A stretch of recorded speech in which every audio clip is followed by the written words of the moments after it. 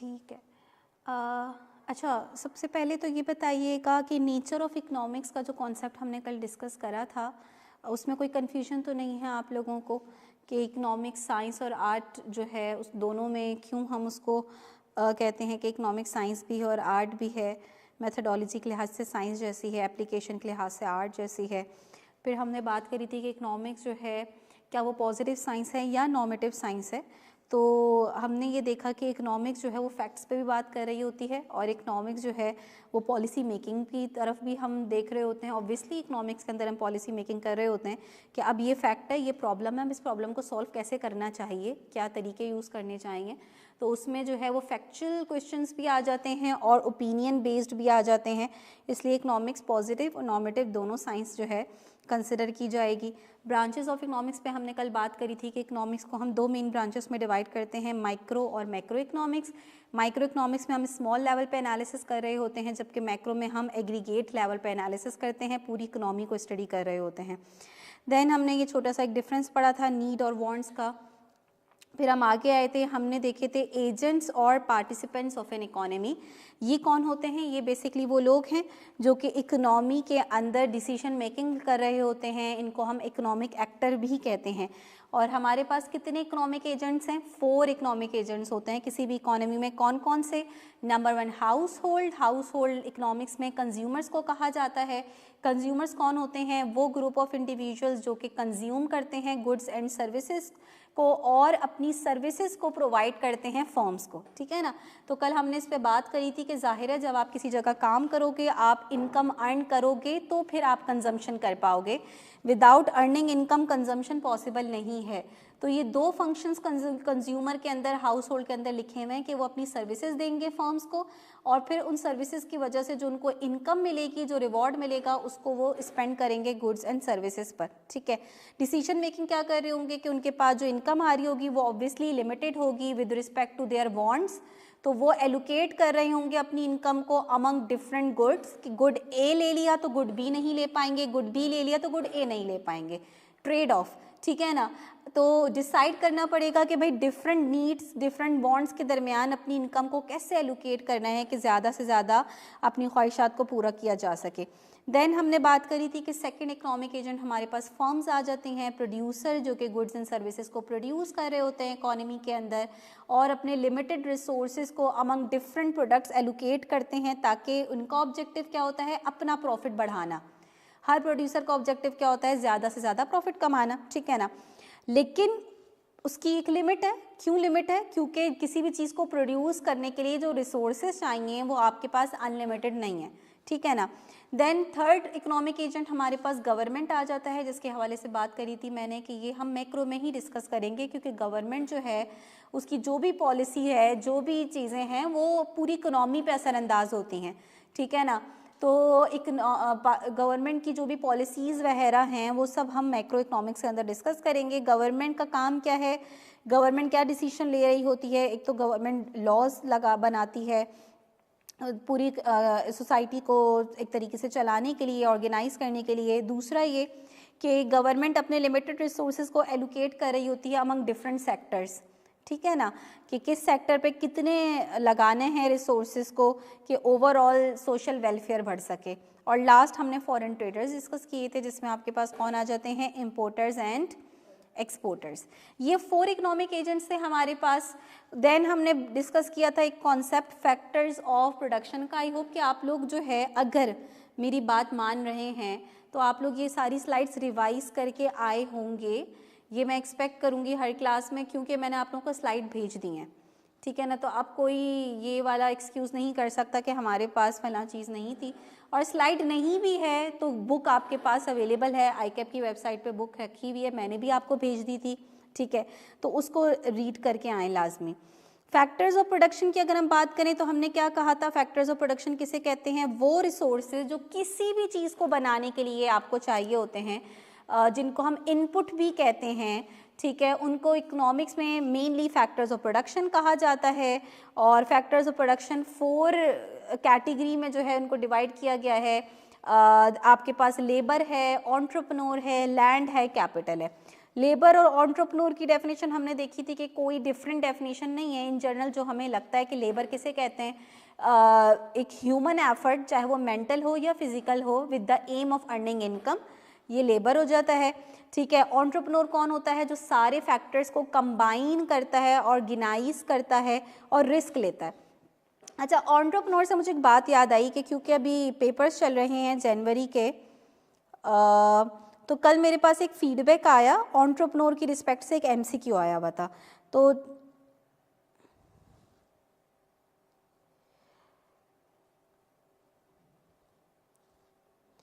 मैं वो आपसे शेयर करती हूँ और फिर मैं आपसे पूछती हूँ कि इसका करेक्ट आंसर क्या होगा। अच्छा, इसको अगर मैं शायद वर्बली बताऊँ तो आप लोगों को शायद समझना मुश्किल हो, तो मैं इसको थोड़ा सा लिख लेती हूँ। ट्रू फॉल्स की फॉर्म में एक स्टेटमेंट उसने दी थी। ये पेपर में, कल के पेपर में इकोनॉमिक्स और बिजनेस का जो पेपर था PRC 3, उसमें ये एक स्टेटमेंट आई हुई थी ट्रू फॉल्स की फॉर्म में कि entrepreneurs are the people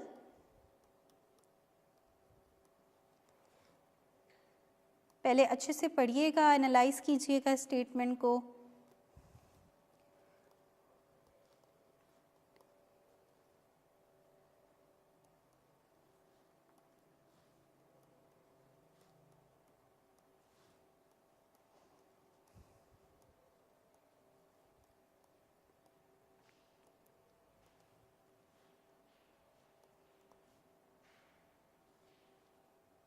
sorry, natural resources तो लैंड ही कहलाएगी।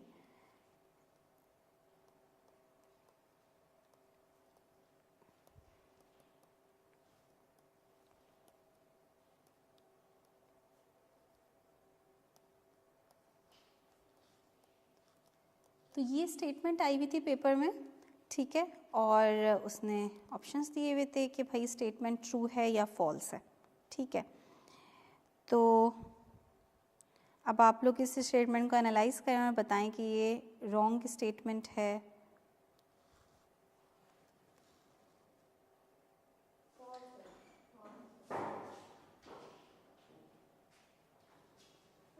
वालेकुम अस्सलाम। हाँ जी, ऑनलाइन स्टूडेंट्स बताएंगे स्टेटमेंट ट्रू है या फॉल्स है। फॉल्स स्टेटमेंट है, क्यों फॉल्स है? इसका कौन सा एस्पेक्ट फॉल्स है? बिल्कुल, इवन एंटरप्रेन्योर जो है वो बंदा होता है हिमसेल्फ जो कि लेबर्स को वगैरह को हायर कर रहा होता है और उनको पे कर रहा होता है। ठीक है, तो उनको कोई हायर नहीं कर रहा होता या पे नहीं कर रहा होता, वही तो डिसाइड करते हैं कि बिजनेस करना है। और तो हाफ स्टेटमेंट एक तरह से करेक्ट है कि वो कंबाइन कर रहे हैं इनपुट्स को, जिसमें लैंड, लेबर, कैपिटल आ जाता है, गुड्स एंड सर्विसेज प्रोड्यूस करने के लिए इनपुट्स को कंबाइन कर रहे हैं। लेकिन जो फर्स्ट पार्ट है वो आपका रॉन्ग है, तो इसलिए स्टेटमेंट जो है वो रॉन्ग कंसिडर की जाएगी।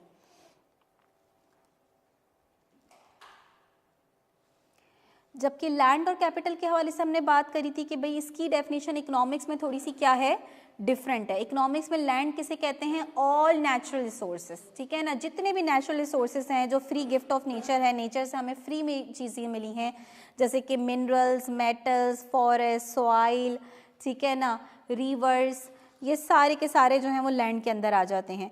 कैपिटल किसे कहते हैं? लैंड और कैपिटल की डेफिनेशन में डिफरेंस देख रहे हैं। लैंड क्या है?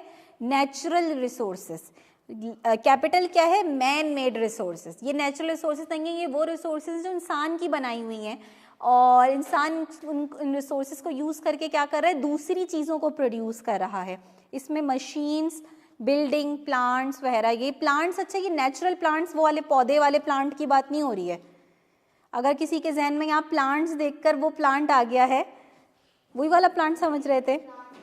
हाँ, ठीक है ना, वो जो हैवी मशीन्स वगैरह जो आपके प्लांट्स लग रहे होते हैं, वो प्लांट्स मशीन्स की ही बात हो रही है यहाँ पे। एक दफ़ा एक फ्रेंड ने क्वेश्चन पूछ लिया था ना, इसलिए तो सम टाइम होता है कि जहन में नहीं आ रही होती चीज़ें, तो इसलिए। तो कैपिटल के अंदर एक बड़ी इंपॉर्टेंट बात हमने क्या याद रखनी थी कि कैपिटल के अंदर हम किसको कंसिडर नहीं करेंगे? मनी को। Very good. तो मनी को हमने बात करी थी कि मनी को कैपिटल के अंदर इकोनॉमिक्स में काउंट नहीं किया जाता। आपका क्या नाम है? आप ले चुके हैं क्लास? अच्छा, क्या नाम है आपका? उबैदुल्लाह, ठीक है। अच्छा जी, रिवॉर्ड्स के हवाले से बात करने की ज़रूरत तो नहीं है दोबारा? अगर रिवॉर्ड्स के अंदर कुछ पूछना है किसी को तो पूछ सकते हैं। अच्छा, तो हम ये वो कॉन्सेप्ट था लास्ट जो कल हम डिस्कस करना हमने शुरू किया था और हमने इसकी 2 टाइप्स डिस्कस कर ली थी। ये कॉन्सेप्ट क्या है? Types of goods on the basis of consumption. Consumption के लिहाज से हम अपने गुड्स को 5 टाइप्स में डिवाइड करते हैं, कैटेगराइज करते हैं, और इसमें हमने 2 टाइप्स डिस्कस करी थी, merit goods and demerit goods. Merit goods कौन से थे? जो कि पॉजिटिव एक्सटर्नैलिटी क्रिएट करते हैं। पॉजिटिव एक्सटर्नैलिटी का क्या मतलब है? एक ऐसी एक्टिविटी जिसका इफेक्ट थर्ड पार्टी पर आ रहा हो, उसको हम कहते हैं एक्सटर्नैलिटी, ठीक है ना, कि इस एक्टिविटी में एक्सटर्नैलिटी है। क्योंकि पॉजिटिव एक्सटर्नैलिटी है, इसका मतलब ये है कि इसका फ़ायदा सिर्फ उस इंडिविजुअल तक नहीं पहुंचेगा जो कि उस एक्टिविटी को कर रहा है, बल्कि इसका फ़ायदा जो है वो दूसरे लोगों तक भी जा रहा है, सोसाइटी तक भी जा रहा है। इसलिए ये वो एक्टिविटी है जो सोसाइटी के लिए डिज़ायरेबल है, अच्छी कंसिडर की जा रही है। जितनी ज़्यादा इसकी कंजम्पशन होगी, प्रोडक्शन होगी, उतना ये अच्छा होगा सोसाइटी के लिए, ठीक है। लेकिन अगर हम मेरिट गुड्स के अंदर गवर्नमेंट का रोल हटा देते हैं और सिर्फ मार्केट पे छोड़ देते हैं कि मार्केट जितना चाहे उसको प्रोड्यूस करे, जितना कंज्यूम करे, तो क्या प्रॉब्लम आएगी कि जितनी इसकी कंजम्पशन होनी चाहिए और जितनी इसकी प्रोडक्शन होनी चाहिए उतनी नहीं होगी। ये लास्ट लाइन में लिखा हुआ है ना कि these may be under consume and even under produce by way of the prevailing market mechanism. ये प्रीवेलिंग मार्केट मैकेनिज्म का क्या मतलब है? मार्केट के अंदर मैंने बताया था 2 फोर्सेस हैं, डिमांड और सप्लाई, बायर और सेलर। अगर गवर्नमेंट पीछे हो जाती है कि भाई मैं इंटरफेयर नहीं कर रही, जितना जो है ये सर्विसेज प्रोवाइड हो रही हैं, जितना लोग इसको कंज्यूम करना चाहते हैं उतना करें, तो होगा क्या कि सोसाइटी के पर्सपेक्टिव से ये चीज़ें जितनी होनी चाहिए थी, इनकी कंजम्पशन और जितनी होनी चाहिए थी प्रोडक्शन, उतनी नहीं हो पाएगी। और उसके पीछे क्या रीज़न थी? क्योंकि इसमें एक्सटर्नैलिटी है। अब एक्सटर्नैलिटी का मतलब क्या हुआ कि एक बंदा जब एजुकेशन हासिल करने के बारे में सोचेगा तो वो ये थोड़ी सोचेगा कि मेरा एजुकेशन हासिल करना या ना करना सोसाइटी पे क्या इफेक्ट डालेगा, वो तो अपने हवाले से सोचेगा। तो वो क्योंकि सिर्फ अपना लिमिटेड फ़ायदा और नुकसान देख रहा होगा, तो हो सकता है कि वो डिसीजन ले कि भाई एजुकेशन नहीं हासिल करता मैं। लेकिन अगर वो सोसाइटी का भी फ़ायदा इसमें इनकॉर्पोरेट करता तो उसको पता चलता कि इसका बेनिफिट कितना ज़्यादा है कॉस्ट के मुकाबले में। लेकिन वो ऐसा नहीं कर रहा, क्योंकि इंसान की एक फितरत है भाई, वो अपना सेल्फ इंटरेस्ट देखकर डिसीजन ले रहा होता है। तो इसी वजह से मेरिट गुड्स में हमेशा गवर्नमेंट की इन्वॉल्वमेंट ज़रूरी होती है। गवर्नमेंट की इन्वॉल्वमेंट होगी, गवर्नमेंट को पता है, गवर्नमेंट सोसाइटी के पर्सपेक्टिव से चीज़ों को देख रही है कि सोसाइटी के लिए चीज़ कितनी इंपॉर्टेंट है। तो गवर्नमेंट क्या करती है फिर कि भाई लोग क्यों एजुकेशन की तरफ नहीं जा रहे? मेन रीज़न क्या है कि जो गरीब हैं उनको जो एक्सपेंसेस की वजह से, तो गवर्नमेंट फ्री एजुकेशन प्रोवाइड करके, ताकि गवर्नमेंट चाह रही है कि एजुकेशन ज़्यादा से ज़्यादा हो, क्योंकि ये सोसाइटी के लिए बहुत अच्छी है। इसी तरीके से हमने हेल्थ और पार्क्स वगैरह के बारे में बात करी थी। डीमेरिट गुड्स कौन से थे? जिनमें नेगेटिव एक्सटर्नैलिटी होती है, सोसाइटी के लिए बैड कंसिडर किए जाते हैं। इनके अंदर हमने बात करी थी अल्कोहल, सिगरेट वगैरह, ये डीमेरिट गुड्स कंसिडर किए जाते हैं। अच्छा, मेरिट और डीमेरिट गुड्स में एक और चीज़ आ जाती है। आपने टैक्सेस का तो सबने नाम सुना होगा कि गवर्नमेंट टैक्सेस लगाती है, ठीक है ना, टैक्सेस के बारे में सबको पता है। किसी को सब्सिडीज़ के बारे में पता है? सब्सिडीज़ किसे कहते हैं? सब्सिडी की टर्म सुनी है? सब्सिडी की टर्म सुनी भी है? कोई आइडिया कि सब्सिडी क्या हो सकती है, क्या होती है? कोई भी चीज़ जो जहन में किसी भी तरह की कोई बात आ रही हो। हम सुन रहे होते हैं ना, गवर्नमेंट ने फर्म्स को सब्सिडी दे दी, गवर्नमेंट कंज्यूमर को सब्सिडी दे रही है, गवर्नमेंट फला चीज़ पे सब्सिडी दे रही है। सब्सिडी का क्या मतलब है? देखो, सब्सिडी टैक्सेस क्या करते हैं? टैक्सेस, अगर सेल्स टैक्स है, जीएसटी, जब आप कोई चीज़ बाय करते हो तो उस पर जीएसटी लगा हुआ होता है, जनरल सेल्स टैक्स। वो टैक्स लगने से क्या होता है? वो चीज़ महंगी हो जाती है, ठीक है ना। इसी तरीके से प्रोड्यूसर भी जब कोई चीज़ बाय करता है किसी चीज़ को प्रोड्यूस करने के लिए, तो उसको भी वो चीज़ महंगी पड़ रही होती है टैक्सेस की वजह से, जिसकी वजह से उसकी कॉस्ट क्या होती है? बढ़ जाती है, ठीक है ना। तो टैक्सेस क्या करते हैं? प्राइसेस को बढ़ा देते हैं, ठीक है ना। सब्सिडीज़ क्या है? टैक्सेस का ऑपोजिट। सब्सिडीज़ को हम क्या कहते हैं? Negative tax. अब सब्सिडीज़ कैसे दी जाती है? उसके बहुत सारे तरीके हैं। एक तो सिंपल तरीका क्या है कि गवर्नमेंट टैक्सेस कम कर दे, पहले जितना टैक्स लगाया हुआ था अब उसको क्या कर दे? कम कर दे। ये भी क्या है? एक सब्सिडी का ही तरीका, रिलीफ मिल गया आपको, आपकी कॉस्ट कटिंग कर दी गवर्नमेंट ने। एक तरीका ये होता है कि गवर्नमेंट जो मार्केट में उस चीज़ की जो प्राइस चल रही है ना, उससे लो प्राइस पर आपको वो चीज़ प्रोवाइड करे, ठीक है ना। जैसे कि अगर आप MBA किसी प्राइवेट यूनिवर्सिटी से करते हैं, ठीक है, तो आपको उसकी क्या कॉस्ट आएगी, और एक MBA अगर आप गवर्नमेंट कराची यूनिवर्सिटी से कर रहे हैं, या चलो MBA की बात नहीं कर रहे, सिंपल एक मास्टर डिग्री की ही बात कर रहे हैं, तो सिंपल एक मास्टर डिग्री अगर आप किसी प्राइवेट यूनिवर्सिटी से करते हैं तो आपकी कॉस्ट अच्छी खासी आएगी, लाखों में आएगी, ठीक है ना। जबकि गवर्नमेंट यूनिवर्सिटी में अब तो खैर गवर्नमेंट यूनिवर्सिटीज़ की भी फीस बढ़ गई है, लेकिन प्राइवेट यूनिवर्सिटीज़ के मुकाबले में स्टिल क्या है, बहुत फीजिबल है, ठीक है ना। बहुत आसानी से आप अभी तभी आप देखोगे गवर्नमेंट यूनिवर्सिटीज़ में नॉर्मली मिडिल क्लास जो है वो वहीं पे जा रही होती है, ठीक है ना। तो क्या है, गवर्नमेंट क्या दे रही है, गवर्नमेंट पर बच्चा सब्सिडी दे रही है कि भाई एक बच्चे की इस कोर्स की फ़ी होनी ये चाहिए थी मार्केट के अकॉर्डिंग, यूनिवर्सिटीज़ इतना ले रही हैं, लेकिन गवर्नमेंट उससे हाफ फ़ी ले रही है आपसे, तो गवर्नमेंट पर बच्चा सब्सिडी दे रही है आपको, मार्केट रेट से कम रेट पर आपको वो चीज़ प्रोवाइड कर रही है, वो सर्विस है, वो कमोडिटी है, कोई भी चीज़ है, ये भी क्या है, सब्सिडी, आपको रिलीफ मिल रहा है। क्यों गवर्नमेंट सब्सिडी क्यों देती है, जब गवर्नमेंट चाहती है कंजम्पशन को, प्रोडक्शन को इनकरेज करना, किसी चीज़ की कंजम्पशन को इनकरेज करना कि लोग ज़्यादा से ज़्यादा उस चीज़ को हासिल करें, कंज्यूम करें, किसी चीज़ की प्रोडक्शन को इनकरेज करना, तो गवर्नमेंट क्या देती है, सब्सिडी देती है, ठीक है ना। तो मेरिट गुड्स में आपको दिखेगा कि गवर्नमेंट सब्सिडी दे रही होगी, सब्सिडाइज्ड रेट पर हेल्थ फैसिलिटीज़ मिल रही हैं, सब्सिडाइज्ड रेट पर एजुकेशन मिल रही है, ठीक है ना। और डीमेरिट गुड्स में आपको क्या दिखेगा, गवर्नमेंट टैक्सेस लगा रही होगी। अल्कोहल तो बात की जाए तो वो तो इलीगल है, बैन है, ठीक है ना, पाकिस्तान में, लेकिन अगर स्मोकिंग वगैरह की भी बात की जाए, सिगरेट्स वगैरह पे भी बीच में आपने सुना, शायद आपको पता हो, छालिया वगैरह पे भी इतना हैवी टैक्स लग गया था, ठीक है, कि उसको मुश्किल हो गया था लेना लोगों के लिए, ठीक है। तो ऐसी चीज़ें जिनकी कंजम्पशन या प्रोडक्शन को गवर्नमेंट क्या चाह रही है, डिस्करेज करना, उन पे क्या लगाएगी, वो टैक्स लगाएगी, और जिनकी कंजम्पशन और प्रोडक्शन को इनकरेज करना चाहती है उन पे सब्सिडी देती है, ठीक है ना। तो ये भी एक डिफरेंस हो गया। चलें अब आते हैं थर्ड गुड पे, जो कि है भाई हमारे पास पब्लिक गुड्स। पब्लिक गुड्स के बारे में क्या लिखा हुआ है, अगेन इसमें कुछ ऐसी बातें जो आपको पढ़ के इजीली समझ में आ जाएंगी, कुछ ऐसी टर्म्स हैं जिनको समझने में थोड़ा सा आपको मसला होगा। कह रहे हैं कि public goods are readily available to all the people in a society. तो ये बात हमें समझ में आती है कि ये ऐसे गुड्स हैं जो कि हर किसी के लिए अवेलेबल होंगे, ठीक है ना, हर किसी के लिए अवेलेबल होंगे। These goods enjoy the characteristics of non-rivalry and non-excludability। अब ये समझाने वाली टर्म है कि ये दो कैरेक्टरिस्टिक इन गुड्स में पाए जाते हैं, इसको अभी थोड़ा साइड में कर देते हैं, आगे बढ़ते हैं। अब public good is not only readily available to the people, but it is also impossible to have anyone excluded in the community from enjoying these goods। कह रहे हैं ना सिर्फ पब्लिक गुड्स हर किसी के लिए अवेलेबल होंगे हर वक्त, बल्कि अगर आप चाहते हैं कि आपकी इकनॉमी में से कोई ऐसा बंदा हो जिसको आप चाहते हैं कि ये इस गुड की को एंजॉय ना करे, तो वो आपके लिए पॉसिबल नहीं है, उसको एक्सक्लूड करना पॉसिबल नहीं है, exclusion is not possible. Public goods के अंदर एक दफ़ा ये चीज़ प्रोवाइड कर दी गई, ये प्रोवाइड कौन करता है, पब्लिक गुड्स, गवर्नमेंट। उसकी रीज़न भी हम बात करेंगे, पब्लिक गुड्स क्यों सिर्फ गवर्नमेंट प्रोवाइड कर रही होती है, क्यों किसी प्राइवेट फर्म का इंसेंटिव नहीं है इन चीज़ों को प्रोवाइड करने में। तो जब गवर्नमेंट एक दफ़ा इस चीज़ को प्रोवाइड कर देती है तो किसी को भी उस चीज़ से फ़ायदा उठाने से रोका नहीं जा सकता, एक्सक्लूजन पॉसिबल नहीं है, ठीक है ना। अच्छा, अब एक्सक्लूजन कब पॉसिबल होती है, कब नहीं होती है, पहले इस पे बात करें। ये कैरेक्टरिस्टिक एक लिखा हुआ है यहाँ पे नॉन एक्सक्लूडिबिलिटी की टर्म में।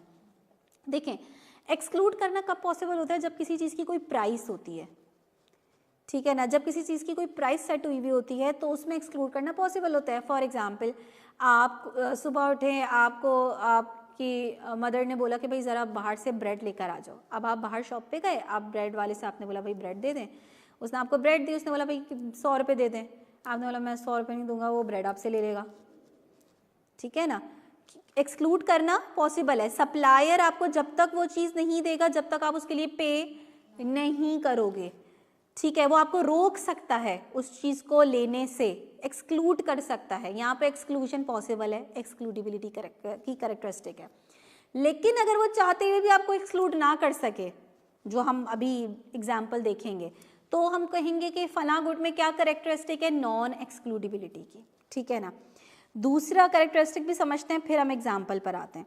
दूसरा कैरेक्टरिस्टिक क्या लिखा हुआ है? Non rivalry. अच्छा, राइवलरी या राइवल का मतलब की टर्म सुनी है आप लोगों ने? एनी आइडिया क्या मतलब होता है?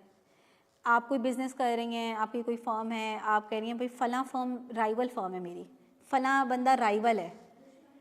दुश्मन, हाँ, competitor, competitor is most more appropriate term. तो कॉम्पिटिटर, कॉम्पिटिशन किसी से होना, ये राइवलरी के सेंस में आता है, ठीक है ना, कि राइवलरी है। अच्छा, किसी कमोडिटी के अंदर राइवलरी का क्या मतलब है? राइवलरी का मतलब ये होता है कि अगर एक चीज़ की कंजम्पशन सिर्फ आप तक लिमिटेड है, अगर आप उस चीज़ की को कंज्यूम कर रहे हैं तो उसका फ़ायदा सिर्फ आप ही को मिल रहा है और आपकी कंजम्पशन का फ़ायदा किसी और तक नहीं पहुंच रहा, किसी और को उस चीज़ के कोई बेनिफिट नहीं मिल रहा। आपने वो चीज़ ली तो आप ही को फ़ायदा होगा, किसी और को बेनिफिट नहीं होगा। तो ये हम क्या कहेंगे, इसमें राइवलरी है, ठीक है ना, एक कंपटीशन है एक तरह का।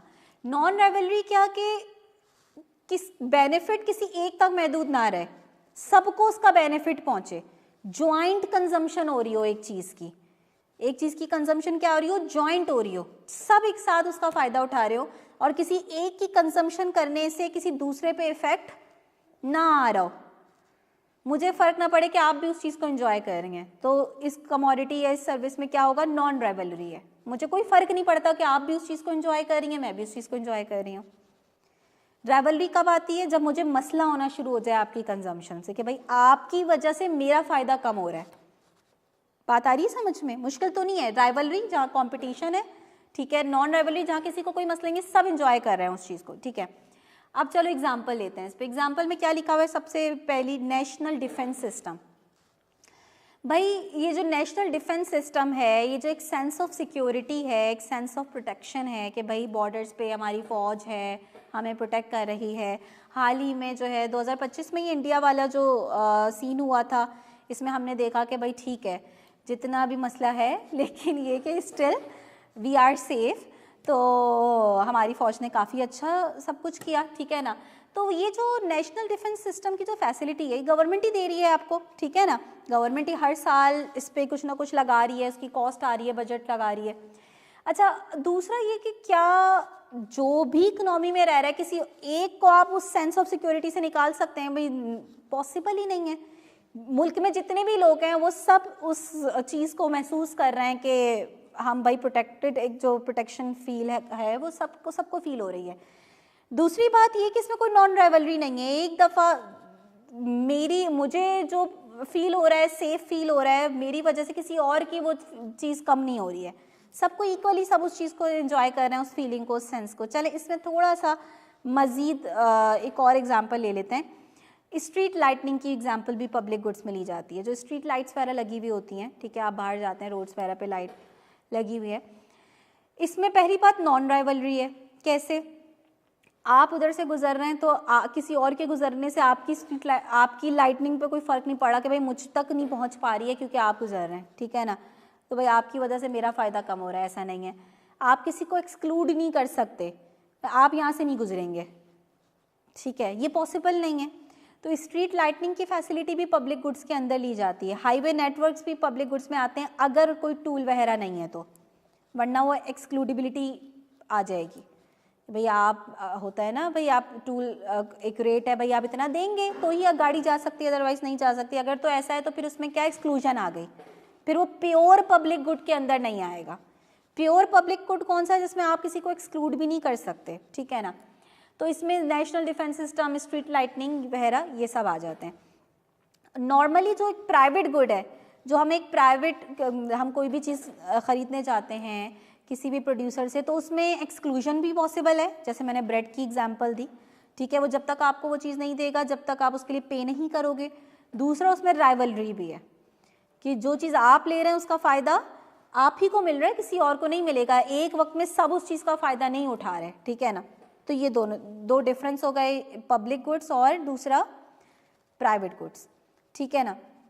अच्छा, एक बात मैंने यहाँ पे और करी थी, उसको मैं जल्दी से करके ज़रा आगे बढ़ती हूँ कि भाई पब्लिक गुड्स हमेशा सिर्फ और सिर्फ कौन प्रोवाइड कर रहा होगा? गवर्नमेंट प्रोवाइड कर रही होगी। इसके पीछे क्या रीज़न है?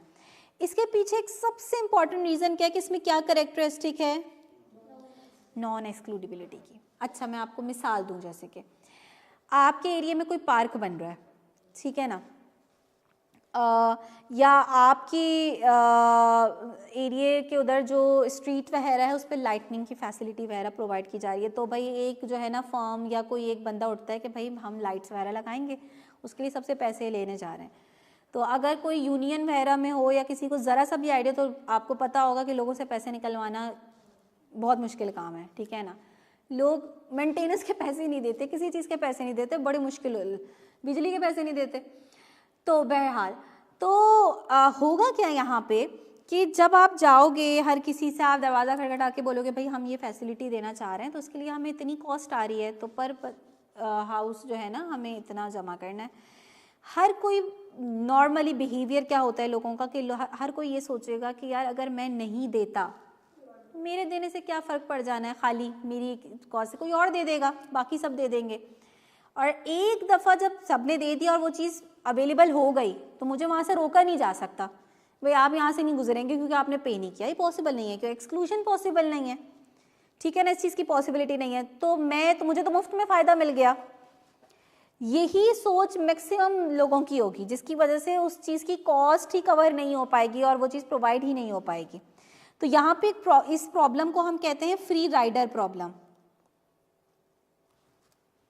फ्री राइडर यानी हर कोई क्या चाहेगा, मुफ्त में मिल जाए ये चीज़, जिसकी वजह से एक प्राइवेट फर्म का कोई इंसेंटिव ही नहीं है कि वो इस चीज़ को प्रोवाइड करे। अब गवर्नमेंट कैसे प्रोवाइड कर रही है, तो गवर्नमेंट को तो पता है कैसे लेना है, तो गवर्नमेंट हम पे टैक्सेस वगैरह के थ्रू हमसे ले रही होती है पैसा, ठीक है ना, और हम दे रहे होते हैं।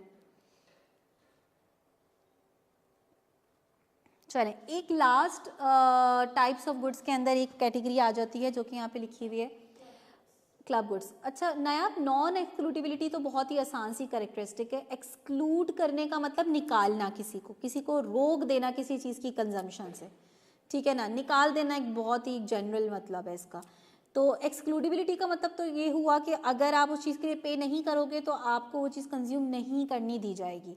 नॉन एक्सक्लूडिबिलिटी कि आप पे नहीं कर रहे फिर भी कोई आपको नहीं रोक सकता उस चीज़ की कंजम्पशन करने से।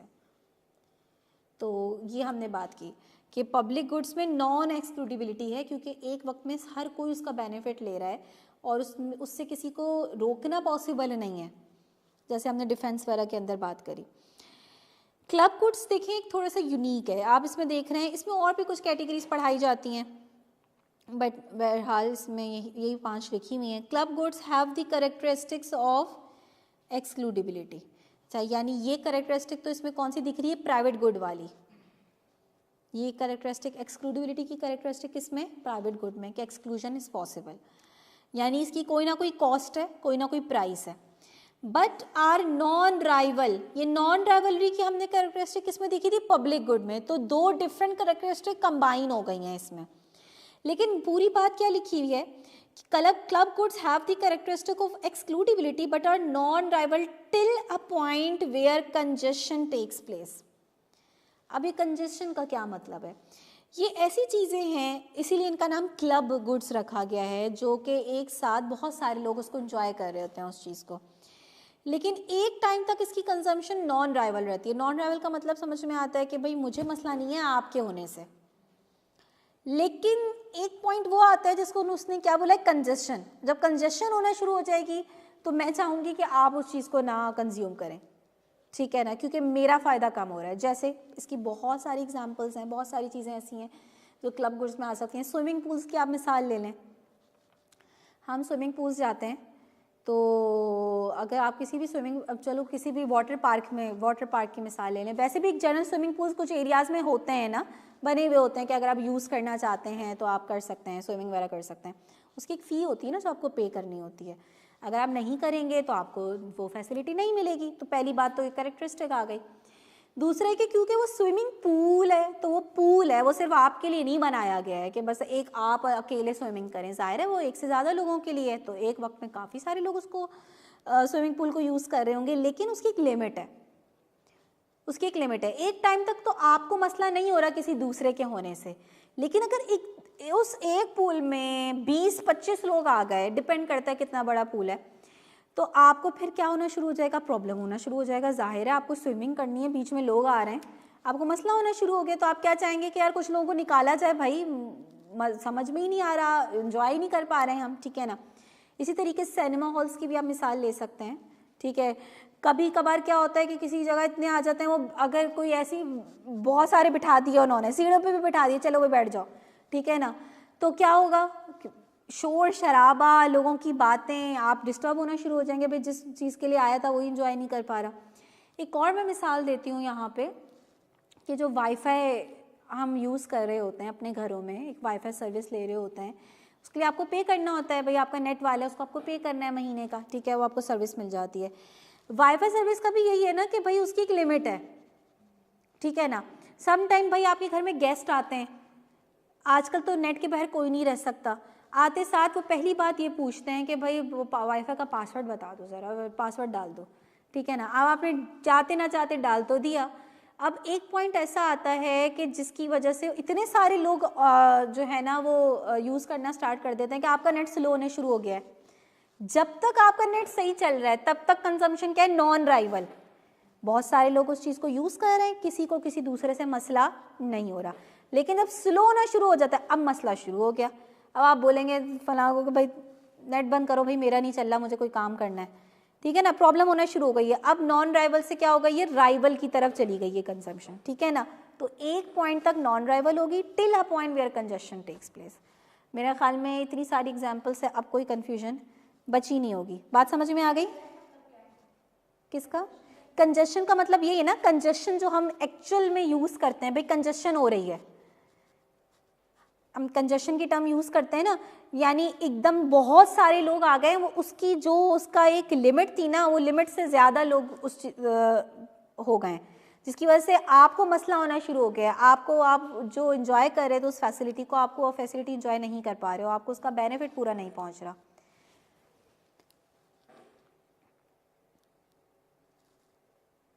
अच्छा जी, एक और हमारे पास कैटेगरी आ जाती है टाइप्स ऑफ गुड्स की, लेकिन ये types of goods on the basis of consumption नहीं है, on the basis of income है। इसका क्या मतलब है, यानी ये वो कैटेगरीज हैं जिनका हम रिलेशन इनकम के रिस्पेक्ट से बता रहे होते हैं। अब इसमें मेन कैटेगरी तो आपके पास ये दो आ जाती हैं, नॉर्मल गुड्स और दूसरा, बहुत सिंपल है, इसमें बस जो मैं हाईलाइट करूँ सिर्फ उसको रीड करना है, बाकी पार्ट को अभी आपने रीड नहीं करना। ये इंशाल्लाह हम आगे जब चैप्टर्स पे पहुँचेंगे तो यहाँ पे एक इलास्टिसिटी की टर्म यूज़ हुई है, वो आपको चैप्टर 3 में समझ में आ जाएगी। तो अभी बस जितना हाईलाइट करें उतना ही रीड करें। नॉर्मल गुड्स में क्या लिखा हुआ है, क्या डेफिनेशन है? चाहिए डेफिनेशंस आती हैं पेपर में, ठीक है, मैं आपको अभी दिखा दूंगी किस तरह से इसके MCQs आ रहे होते हैं। Normal goods are those whose demand increases as the income increases. जब भी हम दो वेरिएबल्स का आपस में रिलेशन एक्सप्लेन कर रहे होते हैं, जैसे यहाँ पे किन दो वेरिएबल्स का रिलेशन एक्सप्लेन कर रहे हैं, इनकम का with respect to demand of normal goods. ये नॉर्मल की टर्म का क्या मतलब है ये अभी मैं आपको बताती हूँ। ये दो चीज़ों का रिलेशन बता रहे हैं। क्या कह रहे हैं, डिमांड बढ़ जाएगी जब इनकम बढ़ेगी, यानी अगर मेरी इनकम बढ़ने से मैं नॉर्मल गुड्स, नॉर्मल की टर्म यूज़ नहीं करते, गुड्स की डिमांड बढ़ा दूँ तो वो गुड्स क्या होंगे, नॉर्मल होंगे। जिन चीज़ों की डिमांड मेरी इनकम बढ़ने से बढ़ जाए, जब आपकी इनकम 50,000 थी 1 लाख हो गई, आपने कुछ चीज़ों की डिमांड बढ़ा दी, पहले जितने किया करते थे उससे अब ज़्यादा कर रहे हैं, तो जिन चीज़ों की डिमांड बढ़ जाएगी इनकम बढ़ने से वो क्या कहलाते हैं, नॉर्मल गुड्स। इसका मतलब क्या हुआ कि क्या ये कौन सा रिलेशन कहलाता है, ये रिलेशन कहलाएगा डायरेक्ट या फिर पॉजिटिव रिलेशन। डायरेक्ट रिलेशन और पॉजिटिव रिलेशन किसे कहते हैं, जब दो वेरिएबल सेम डायरेक्शन में जा रहे हो, सेम डायरेक्शन में, ठीक है ना। यानी इसका वाइस वर्सा भी इसी तरह से पॉसिबल है कि इनकम कम होगी तो डिमांड क्या हो जाएगी, कम हो जाएगी। तो ये वो चीज़ें हैं जिनका इनकम के साथ क्या रिलेशन है, डायरेक्ट रिलेशन है। अच्छा, इनको नॉर्मल क्यों क्या कहा गया, नॉर्मल गुड्स, क्योंकि नॉर्मली ज़्यादातर गुड्स ऐसे ही होते हैं जिनका इनकम के साथ डायरेक्ट रिलेशन होता है।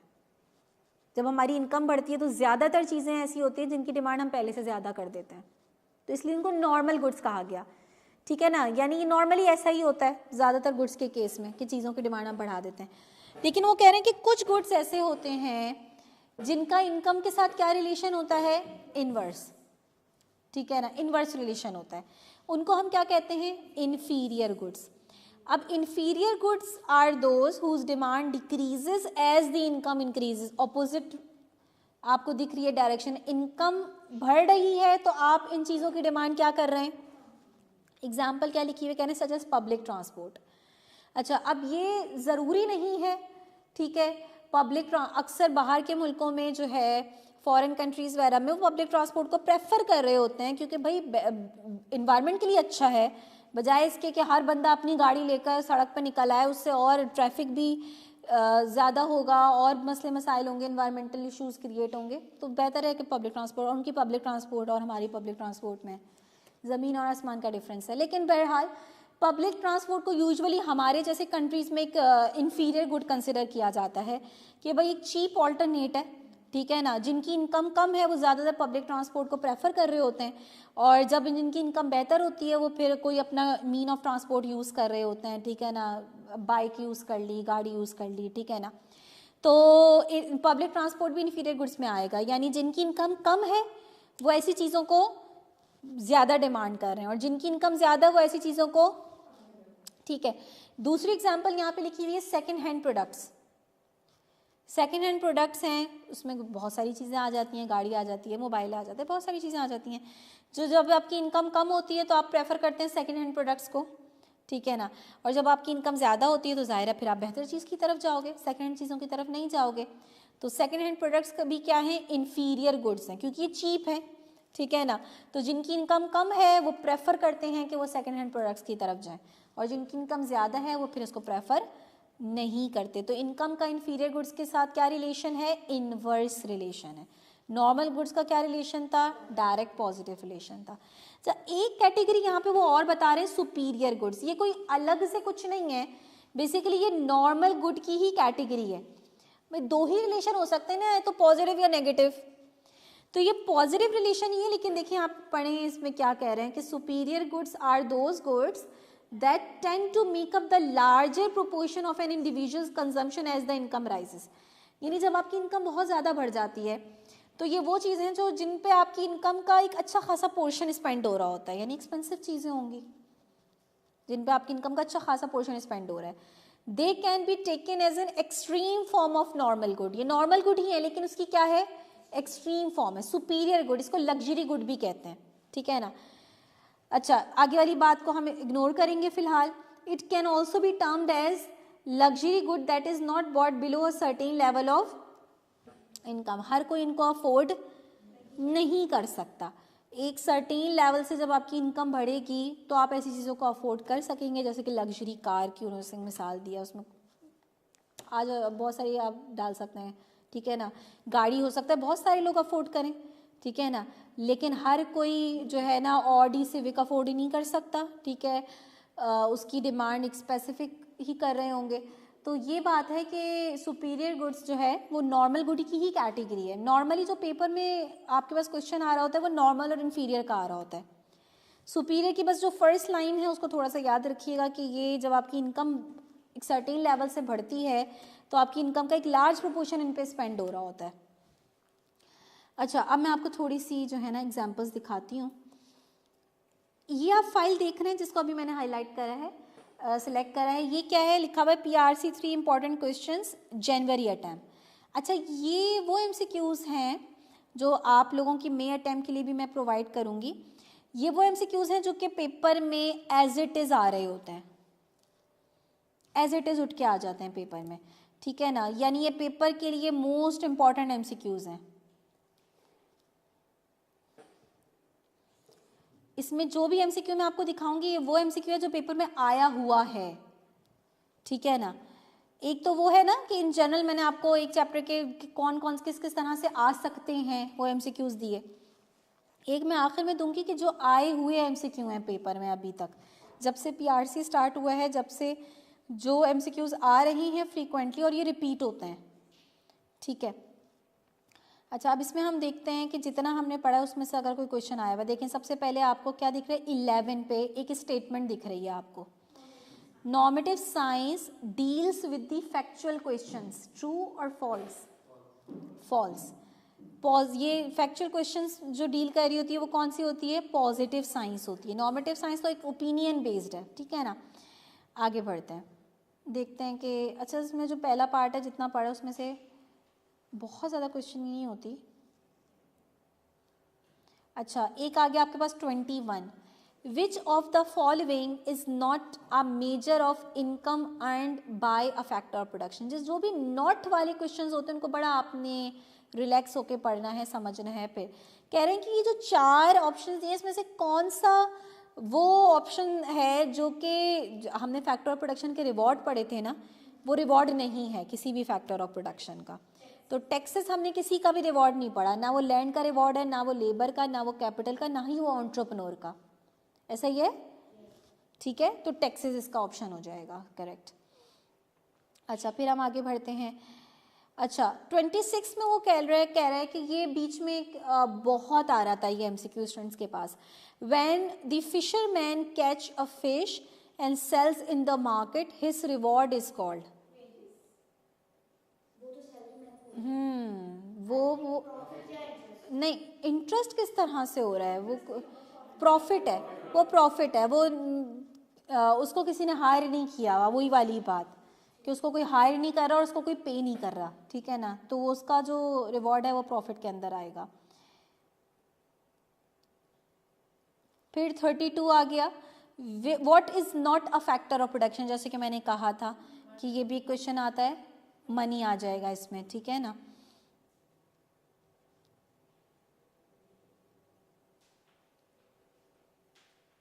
आप इसमें देख रहे हैं कि बहुत सारे एमसीक्यू हैं जो अभी आप सॉल्व नहीं कर सकते। 47, which of the following is normative statement.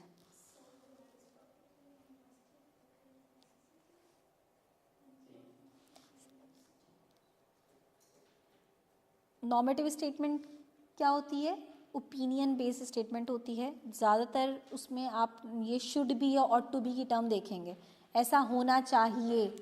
ये ओपिनियन है किसी का, ये कोई फैक्ट नहीं है जिसको आप टेस्ट कर सकें, ठीक है। और इससे आप हर सूरत एग्री करेंगे भी ज़रूरी नहीं है। तो इसमें कौन सी स्टेटमेंट ऐसी है, सी, अनएम्प्लॉयमेंट शुड बी रिड्यूस। एक ओपिनियन है एक बंदे का, ठीक है ना। 51 पे आ जाए, 50 अभी बाद में डिस्कस करेंगे, 51 पे आ जाए। पब्लिक गुड्स आर, देखें आ गई, सिलेक्ट 2 ऑप्शन सेलेक्ट करने हैं कैरेक्टरिस्टिक्स पे, बिल्कुल ऐसा ही है। तो इसमें आ जाएगा non rival and non excludable.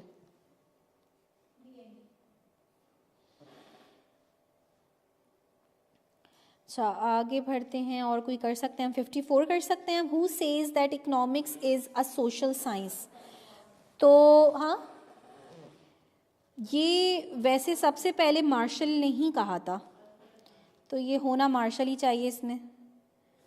एक सेकंड चेक भी कर लेते हैं।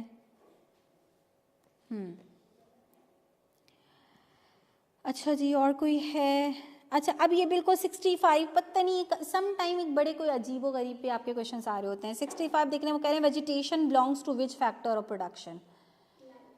तो ये लैंड से ही बिलोंग करेगी, जाहिर है। आई थिंक यही है फिलहाल। एक ये आ गया आपका 58, a person who invest his time and capital is known as entrepreneur है, ठीक है, क्योंकि कैपिटल लेबर नहीं लगा रहा होता, तो इसका एंटरप्रेन्योर हो गया। एक और ऐड हो गया जो मैंने आपको आज ट्रू एंड फॉल्स बताया है, तो वो इसमें अब ऐड हो जाएगा। तो इस तरीके से फीडबैक आते रहते हैं। ये वो हैं जो कि पेपर में आने वाले क्वेश्चंस हैं, तो ये आपको बहुत हेल्प करेंगे पेपर पास करने में, बहुत ज़्यादा। लेकिन ये मैं शुरू में नहीं देती, उसकी रीज़न ये है कि फिर स्टूडेंट सिलेक्टिव हो जाता है, वो सिर्फ इन्हीं एमसीक्यूज़ को देख रहा होता है, बाकी एमसीक्यूज़ को नहीं देखता। तो मैं ओवरऑल आपको प्रैक्टिस के लिए ज़्यादा एमसीक्यूज़ दूंगी, ताकि आपकी प्रैक्टिस जो है ना, ज़रूरी तो नहीं है अगर इसमें से कुछ हट के आ गया तो आपका माइंड ओपन होना चाहिए बिल्कुल, कि भाई हर कॉन्सेप्ट से किस किस तरह से पूछे जा सकते हैं क्वेश्चन। लेकिन आपको एक आइडिया हो गया कि पेपर में किस तरह से क्वेश्चंस आ रहे हैं। तो ये इस तरह से मैं बीच बीच में सॉल्व करवाती रहूँगी ताकि आप लोगों को पता चलता रहे पेपर के हवाले से। अच्छा, ये एक बहुत जनरल सा टॉपिक, आई थिंक शायद अभी तक शायद ही इसका कोई MCQ आया हो इससे रिलेटेड। इन्होंने ना इस तरफ हो जाऊँ मैं थोड़ा सा, तो ये आपने टॉपिक खुद से रीड करना है। टॉपिक का नाम क्या है? Division of labour and increase in production, ठीक है ना। सबसे पहले तो आप लोग डेफिनेशन पढ़ें और आप लोगों में से कोई समझाए मुझे कि ये बहुत सिंपल रीडिंग टॉपिक है, कोई ऐसा बात नहीं है कि भाई इसको समझाना पड़े।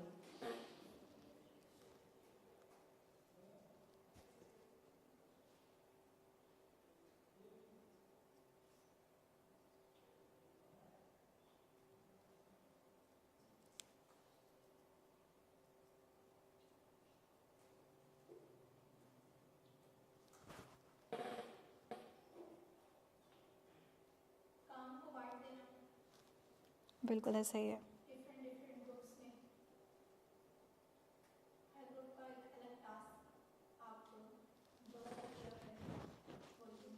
जैसे मैं सिंपल एक मिसाल दूं कि भाई अब आप STT की एग्जांपल ले लें। अब STT में क्या है, टास्क डिफरेंट क्या हैं, सब्जेक्ट्स हैं, डिफरेंट सब्जेक्ट्स हैं, अकाउंटिंग है, QM है, इकोनॉमिक्स है, फिर कैफ के डिफरेंट सब्जेक्ट्स हैं। अब अगर आप एक ही बंदे को बोलें कि तुम सारे सब्जेक्ट्स तुम्हें ही पढ़ाने हैं, नॉर्मली जो है जैसे स्कूल में होता है ना, 4 क्लास की एक क्लास टीचर है, वो सारे सब्जेक्ट वही पढ़ा रही है, ये पॉसिबल ही नहीं है किसी एक बंदे के लिए कि वो सारे सब्जेक्ट अच्छा पढ़ा सके। ये बहुत रेयर है कि एक बंदा हर चीज़ में एक्सपर्ट हो, ठीक है। हो सकता है वो बहुत मैथ उसकी बहुत अच्छी हो, कंप्यूटर बहुत अच्छी हो, पर साइंस बस पढ़ा देती हूँ, ठीक है ना, इतना अच्छा नहीं आता। तो हर किसी की अपनी स्किल्स होती हैं, ठीक है। डिवीजन ऑफ लेबर में क्या होता है कि आप अपने वर्क प्रोसेस को नंबर ऑफ टास्क में डिवाइड करें और हर टास्क क्या करें, आप सेपरेट पर्सन को असाइन करें जो उस टास्क को करने में बेहतर हो, एक्सपर्ट हो उसका, ठीक है ना। इससे क्या होता है, अच्छा अगर वो एक्सपर्ट नहीं भी है तो भी हो जाएगा। ये भी एक डिवीजन ऑफ लेबर का फायदा है कि जब आप एक काम रिपीटेडली करते रहेंगे तो एक टाइम ऐसा आएगा कि आप उसमें एक्सपर्ट हो जाएंगे, ठीक है। एक ही काम आपको रिपीट करना है, ठीक है ना। और नॉर्मली जो जितनी भी बिग फर्म्स वगैरह हैं, जितनी भी इंडस्ट्रीज़ वगैरह हैं, वो जब आप कोई बंदा रखती हैं तो वो देखती हैं कि भाई HR में रखना है तो HR का इसके पास एक्सपीरियंस हो, ठीक है, इसकी डिग्री उस फील्ड की हो, उसका एक्सपीरियंस उस फील्ड का हो, तो ही वो रखेंगे, ठीक है ना। तो यही बात है कि हर डिपार्टमेंट में वही बंदा रखा जा रहा है जो उस फील्ड का एक्सपर्ट होगा, ये डिवीजन ऑफ लेबर है। अच्छा, क्या कह रहे हैं कि भाई इससे होता क्या है, सेकंड पॉइंट में लिखा हुआ है पॉइंट कि when production process is divided and sub divided among different workers according to their taste and skills, the workers and businesses can produce relatively more quantity of output. Again STT की मिसाल, सारे एक ही teacher से सारे subject पढ़ाने हैं, बच्चे भाग जाएंगे। हाँ ठीक है, अकाउंटिंग तो बहुत अच्छे पढ़ाते हैं, इकोनॉमिक्स तो भाई माफ़ी करें, इनकी कुछ समझ नहीं आता, ठीक है ना। तो क्या होगा, हमारे लिए आउटपुट बच्चा है ना, किसी अगर कोई गुड्स प्रोड्यूसिंग फर्म है तो उसके लिए आउटपुट गुड्स हैं कि कितने गुड्स उसके सेल हो रहे हैं, ठीक है ना। तो डिवीजन ऑफ लेबर की वजह से क्या होता है कि आपकी प्रोडक्टिविटी क्या हो जाती है, बढ़ जाती है। ये कुछ और पॉइंट्स यहाँ पे लिखे हुए हैं, इसको प्लीज़ आप लोग रीड कर लें। अगर कोई ऐसा पॉइंट है जो समझ में नहीं आ रहा तो वो पूछ लें।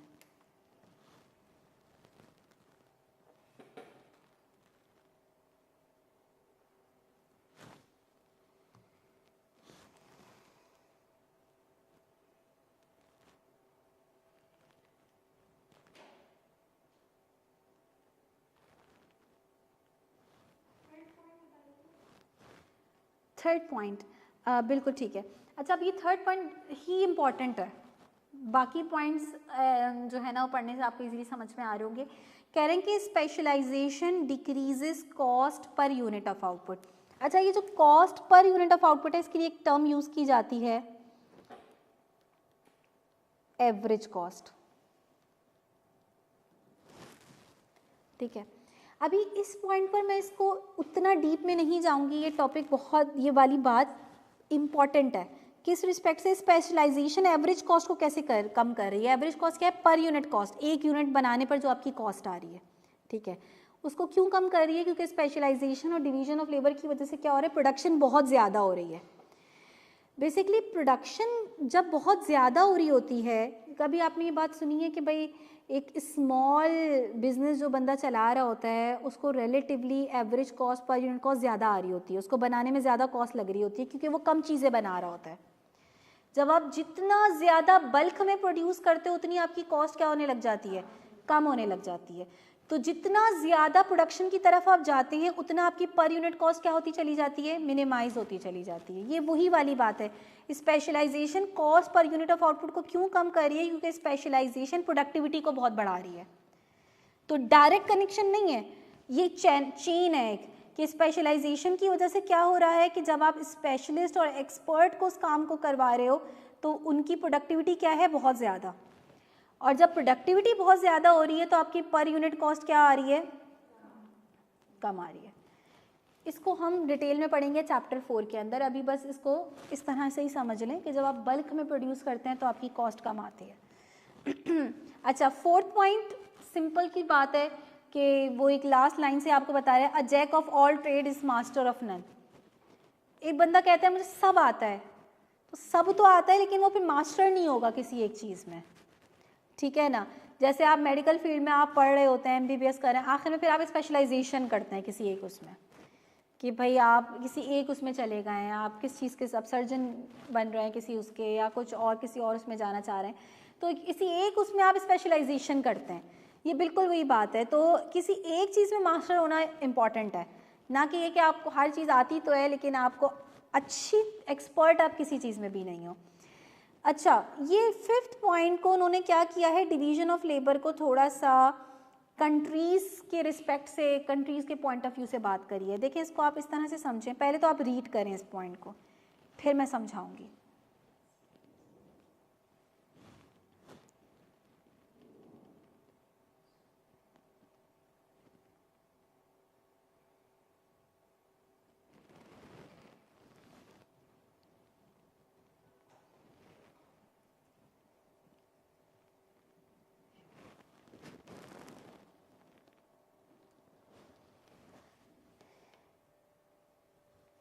अब यहाँ पे कंपैरेटिव एडवांटेज का क्या मतलब है? ये कंपैरेटिव एडवांटेज का मतलब बिल्कुल ऐसा ही है जैसे कि मैं और सर सलान बैठे हुए हों और सर सलान बोलें कि मुझे भी इकनॉमिक्स आती है, मैं बोली मुझे भी इकनॉमिक्स आती है लेकिन मुझे कंपैरेटिवली उनसे ज़्यादा आती है। इसी तरीके से वो मैं बोलूँ कि मुझे भी अकाउंटिंग की बेसिक्स तो मुझे भी पता है लेकिन सर सलान को मुझसे कंपैरेटिवली अकाउंटिंग ज़्यादा अच्छी आती है, ठीक है ना। तो ये वही वाली बात है, कंपैरेटिव एडवांटेज जैसे कि इंडिविजुअल्स का आपस में होता है, ठीक है, ऐसी कंट्रीज़ का भी होता है। कुछ कंट्रीज़ हैं जैसे कि भाई पाकिस्तान की कुछ चीज़ें बहुत फेमस हैं, कुछ फ्रूट्स जिसमें आम वगैरह आ जाते हैं, चावल पाकिस्तान का मशहूर है, ठीक है ना। उसमें उसको कंपैरेटिव एडवांटेज हासिल है कि भाई फलां क्रॉप के लिए जिस तरह का वेदर रिक्वायर्ड है, जिस तरह का इन्वायरमेंट, जिस तरह की लैंड चाहिए वो पाकिस्तान के अंदर है, तो वो क्रॉप पाकिस्तान में बहुत अच्छी होगी। और कुछ चीज़ें ऐसी हैं जिसकी जो रिक्वायरमेंट है वो पाकिस्तान के अंदर है ही नहीं, वो उस तरह की एक्सट्रीम वेदर पाकिस्तान में है ही नहीं, तो वो चीज़ पाकिस्तान में उस तरह से अगर हो भी रही होगी ग्रो तो वैसी नहीं हो पाएगी, उसमें पाकिस्तान को कंपैरेटिव एडवांटेज हासिल नहीं होगा। जब आपको किसी चीज़ में कंपैरेटिव एडवांटेज मिल रहा है यानी वो चीज़ आपकी बहुत अच्छी ग्रो हो रही है, बहुत ज़्यादा ग्रो हो रही है, तो उस पर आपकी कॉस्ट भी क्या आ रही होती है? कम आ रही होती है। तो हम कहते हैं कि भाई जैसे इंडिविजुअल्स स्किल वाइज सेम नहीं है, हर किसी के डिफरेंट स्किल्स हैं, ऐसी कंट्रीज़ को हर चीज़ में कंपैरेटिव एडवांटेज नहीं होता, ठीक है ना। तो बस यही वाली बात इन्होंने यहाँ पे करी है। तो हर कंट्री हर चीज़ एक्सपोर्ट नहीं करता, जैसे हर इंडिविजुअल हर चीज़ हर काम नहीं कर सकता है, वैसे हर कंट्री हर चीज़ एक्सपोर्ट नहीं कर रहा होता। तो हम कुछ चीज़ें एक्सपोर्ट कर रहे होते हैं, कुछ चीज़ें इंपोर्ट कर रहे होते हैं उनसे, जिनको उस चीज़ में ज़्यादा हमसे ज़्यादा कंपैरेटिव एडवांटेज हासिल है। कोई मुश्किल स्लाइड इसमें कोई बात ऐसी लगी, आगे बढ़ते हैं। ये वैसे भी पेपर पर्सपेक्टिव से ज़्यादा इंपॉर्टेंट नहीं है इसलिए मैं इतना टाइम नहीं लगाना चाहूँगी। अच्छा, ये स्लाइड शायद पेपर पर्सपेक्टिव से इतनी इम्पॉर्टेंट ना हो बट अंडरस्टैंडिंग आगे के लिए क्रिएट करने के लिए बहुत इंपॉर्टेंट है। और ये है capital formation and its stages. Capital का मतलब हम पढ़ के आ रहे हैं man made resources use to produce other goods and services, machines, equipments वगैरह इसमें आ जाते हैं। इसके साथ एक टर्म लग गई फॉर्मेशन। फॉर्मेशन कोई मुश्किल बात तो नहीं है, किसी चीज़ की फॉर्मेशन, किसी चीज़ को बनाना, उसका एडिशन होना, ठीक है ना। कैपिटल फॉर्मेशन यानी कैपिटल स्टॉक्स ऐड होना कंट्री के अंदर। पाकिस्तान के अंदर कैपिटल फॉर्मेशन हो रही है, यानी न्यू मशीन्स, न्यू प्लांट्स लग रहे हैं, न्यू फैक्ट्रीज बन रही हैं, ये कैपिटल फॉर्मेशन है। कैपिटल फॉर्मेशन करने के लिए क्या चाहिए? पैसा, इन्वेस्टमेंट चाहिए मेनली, अगर हम टर्म यूज़ करें। और इन्वेस्टमेंट कहाँ से आएगी? इन्वेस्टमेंट होगी तो कैपिटल फॉर्मेशन हो पाएगी।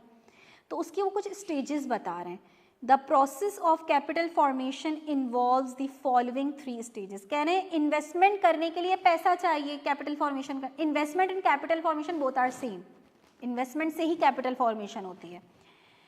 तो ये कैपिटल फॉर्मेशन या इन्वेस्टमेंट के लिए पैसा आएगा कहाँ से? उसके लिए इकोनॉमी में कुछ लोग होते हैं सेवर्स। सेविंग होगी तो इन्वेस्टमेंट होगी। तो कुछ लोग होते हैं जिनको हम कहते हैं लैंडर्स, पैसा देने वाले, ठीक है ना। यहाँ इन्वेस्टर्स बोरोअर है, पैसा लगा रहे हैं लेकिन वो लगाने के लिए उनको क्या बोरो करना है।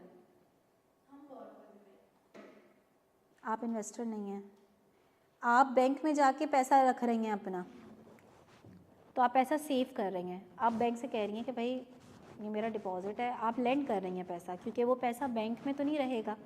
बैंक क्या करेगा उस पैसे को कि कोई बंदा आता है कि भाई मुझे अपने बिजनेस में इतना पैसा लगाना है, अब वो आपके पैसे खाली नहीं, सबके पैसे 2-3 डिपॉजिट्स को जितने भी पैसा है बैंक के पास, उसमें कुछ अमाउंट वो क्या कर देगा, उस बंदे को दे देगा। वो बंदा क्या करेगा, उस पैसे को आगे इन्वेस्ट कर देगा। फलां प्लांट लगाना था उसको फैक्ट्री में, या फैक्ट्री बनानी थी कोई दूसरा प्लांट, कोई दूसरी ज़रूरत थी उसकी, उसने कैपिटल फॉर्मेशन करी। तो बेसिकली 3 स्टेजेस हैं। सबसे पहले इकोनॉमी में सेविंग होगी, जिन लोगों के पास सरप्लस में है पैसा, वो उस पैसे को क्या करेंगे, सेव करेंगे। सेविंग की जो टर्म है वो इकोनॉमिक्स में याद रखिएगा कि वो पैसा जो अक्सर आप घर में, आपने एक बॉक्स रखा हुआ है जिसको हम अक्सर गुल्लक भी कहते हैं, उसमें आप डाल रहे हैं, या आप अपने घर में अलमारी के अंदर जो पैसा रख रहे हैं, इकोनॉमिस्ट उसको सेविंग नहीं बोलते। इकोनॉमिस्ट कहते हैं ये लीकेज है, ये होर्डिंग है, ये सेविंग नहीं है। सेविंग वो है जो पैसा आगे यूटिलाइज हो सके। अगर आपने घर में 1 लाख रखे हुए हैं तो वो 10 साल बाद भी 1 लाख ही रहेंगे, ठीक है ना। तो सेविंग इकोनॉमिक्स में उस पैसे को कहा जाता है जिस पे आपको कोई ना कोई रिवॉर्ड मिल रहा हो और जो पैसा आगे यूटिलाइज हो रहा हो। तो वो पैसा जो आप बैंक में रख रहे हैं या उससे स्टॉक्स खरीद रहे हैं, हम स्टॉक्स पे लगाते हैं, कहते हैं हमने फलां स्टॉक में इतना इन्वेस्ट कर दिया, लेकिन इकोनॉमिक्स में रियल मीनिंग में वो क्या है, सेविंग है। इन्वेस्टमेंट वो है जिसके नतीजे में कोई न्यू कैपिटल स्टॉक ऐड हो रहा हो। क्या आपके शेयर खरीदने से कोई न्यू प्लांट, आपने शेयर खरीदा तो न्यू प्लांट लग गया? नहीं। असल में न्यू प्लांट कैसे लगा, जब वो पैसा फर्म्स के पास पहुंचेगा और फर्म्स उस पैसे को लगाएगी न्यू प्लांट लगाने में, वो इन्वेस्टमेंट है उसकी। आपने क्या किया, सेविंग करी है। आपने जस्ट पैसा लगा दिया शेयर्स में या बैंक में रख दिया कि भाई मुझे इतना रिवॉर्ड मिल जाए। तो ये सेविंग सबसे पहले किस में आती है, कैपिटल मार्केट में। कैपिटल मार्केट में बैंक्स भी आ जाएंगे, कैपिटल मार्केट में जो है वो आपकी स्टॉक एक्सचेंज भी आ जाएगी, ठीक है ना। डिफरेंट मीन्स जहाँ पे पैसा आ गया, यानी एक मिडल मैन है ना, बीच में एक इंटरमीडिएरी है जो सेवर्स और इन्वेस्टर्स को आपस में मिला रहा है, ठीक है ना। तो सेवर्स ने अपना पैसा एक जगह रखा, वो पैसा यहाँ से मोबिलाइज होकर किसके पास गया, उन इन्वेस्टर्स के पास जिनको कैपिटल फॉर्मेशन करनी थी, जिनको इन्वेस्टमेंट करनी थी। तो इस तरह से इन्वेस्टमेंट हो रही है। यानी अगर आपकी इकोनॉमी में लोग सेविंग ज़्यादा करेंगे तो इन्वेस्टमेंट के लिए ज़्यादा पैसा आएगा। जैसे हम कहते हैं कि हमारी इकोनॉमी जो है वो कंजम्पशन ओरिएंटेड इकोनॉमी है। कंजम्पशन ओरिएंटेड का क्या मतलब होता है कि हम में से अक्सर की साइकी है कि हम अपनी इनकम का मेजर पोर्शन क्या कर देते हैं, खर्च कर देते हैं, कंज्यूम कर लेते हैं उसको। हम लोग सेविंग कम करते हैं। जो बंदा सेविंग कर रहा होता है उसको हम क्या कहते हैं, कंजूस। ये कंजूस बहुत है, ठीक है ना। हम ऐसी चीज़ों में स्पेंड कर रहे होते हैं जो इर्रेशनल है, फजूल। मार्केट गया, चलना चीज़ पसंद आ गई, ले ली, ठीक है, उसका कोई यूज़ नहीं है, कोई ऐसा, बस ठीक है ट्रेंड में एक चीज़ चल रही है, ले ली। मिसाल दें, वो लुबुबु डॉली चल रही थी ना आजकल, बताएं उससे क्या सेटिस्फेक्शन मिल रही है आपको, या क्या वो रैशनल स्पेंडिंग है? एक्चुअल उस जगह से जो एक्चुअल बना रही है कंपनी, वो मार्केट में तो हर कोई बना रहा है अब उसको, एक्चुअल अगर आप वहाँ से मंगवाएं तो उसकी क्या कॉस्ट है? आप क्यों ले रहे हैं? क्योंकि अब इन्फ्लुएंसर को, दूसरे इन्फ्लुएंसर को भी तो दिखाना है कि भाई मेरे पास भी है वो चीज़ जो ट्रेंडिंग में है। तो हम अपनी क्लास दिखाने के लिए, फालतू के ट्रेंड फॉलो करने के लिए बहुत ओवर स्पेंडिंग करते हैं, ठीक है ना। जब आप स्पेंडिंग ज़्यादा कर रहे होगे तो सेविंग कम कर रहे होगे। स्पेंडिंग अपनी जगह बहुत इंपॉर्टेंट है, क्योंकि एडम स्मिथ की डेफिनेशन से पढ़ा था, कंजम्पशन होगी तो प्रोडक्शन होगी।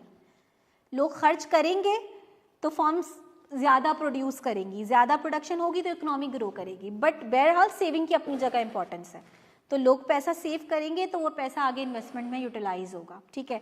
तो इन्वेस्टमेंट करने के ये कुछ स्टेजेस हैं। मुश्किल बात तो नहीं है, समझ में आ रही है? कोई कन्फ्यूजन है?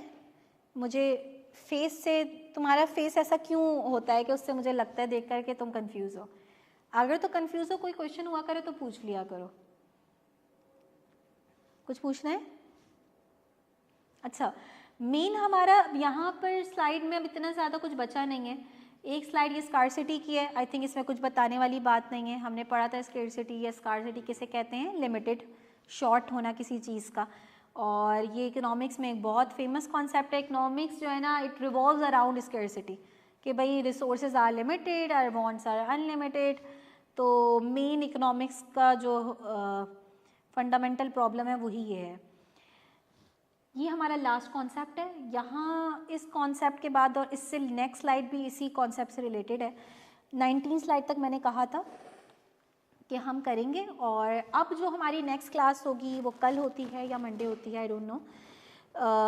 तो उसमें हम चैप्टर 2 स्टार्ट कर देंगे, ठीक है। मुझे कंफर्म नहीं है अभी फ़िलहाल, हो सकता है हो और हो सकता है ना हो, अभी पता चल जाएगा, एडमिन में जाके मैं कंफर्म कर दूँगी। तो भाई अभी तक जो नॉन सीरियस बिहेवियर से क्लासेस ले रहे हैं, अभी तक तो डेमो क्लासेस ही चल रही हैं आपकी इस वीक, वो प्लीज़ सीरियस हो जाएं। अगर आपने जो भी डिसीजन लेना है वो ले लें, ठीक है, क्योंकि वंस आपका चैप्टर 2 स्टार्ट हो जाएगा और आपने चैप्टर 1 ही नहीं लिया हुआ होगा तो फिर प्रॉब्लम वहाँ से स्टार्ट हो जाएगी आपको। तो बेहतर ये है कि अभी तक इसी वीक में आप चैप्टर 1 की सारी रिकॉर्डिंग्स देख लें, अगर आपने नहीं देखी है, किसी ने आज ज्वाइन करा है, कोई आज हो सकता है देखे रिकॉर्डिंग, ठीक है, यूट्यूब पे। तो जो भी डिसीजन है वो आप जल्द अज जल्द ले लें, क्योंकि फिर उसके बाद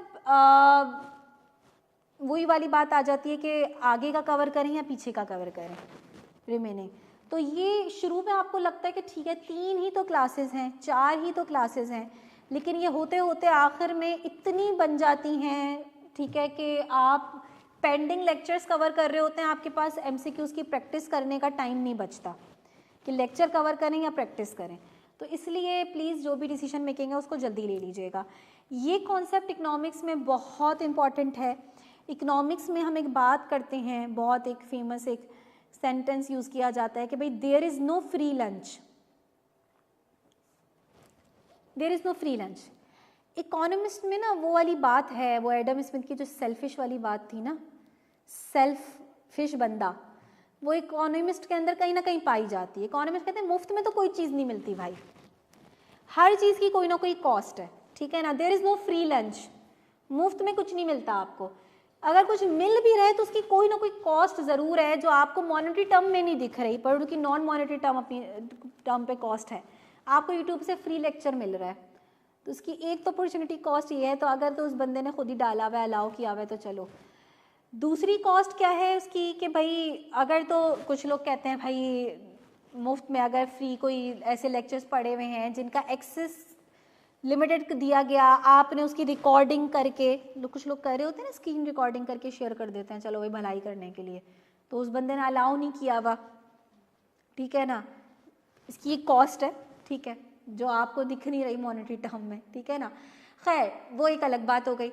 दूसरी बात ये कि आपका टाइम तो लग रहा है ना, स्टिल आप अपना टाइम लगा रहे हैं, तो कोई चीज़ फ्री नहीं है, उसकी कोई मॉनेटरी या नॉन मॉनेटरी कॉस्ट ज़रूर है। आपके हर डिसीजन की कोई ना कोई कॉस्ट एग्जिस्ट करती है। अपॉर्चुनिटी कॉस्ट का क्या मतलब है, यही कह रहे हैं कि as all the human wants are impossible to satisfy simultaneously, एक साथ आपकी सारी वांट सेटिस्फाई नहीं हो सकती विद इन गिवन रिसोर्सेज, अपने रिसोर्सेज में रहते हुए। Consequently we have to forgo some of them, हमें कुछ ना कुछ किसी ना किसी वांट को सेक्रीफाइस करना पड़ता है, गिव अप करना पड़ता है। The want that is foregone is called the opportunity cost, या इसकी ज़्यादा बेस्ट डेफिनेशन क्या है, it is based on the principle of next best alternative. क्या मतलब हुआ, मैं इसकी प्रॉपर डेफिनेशन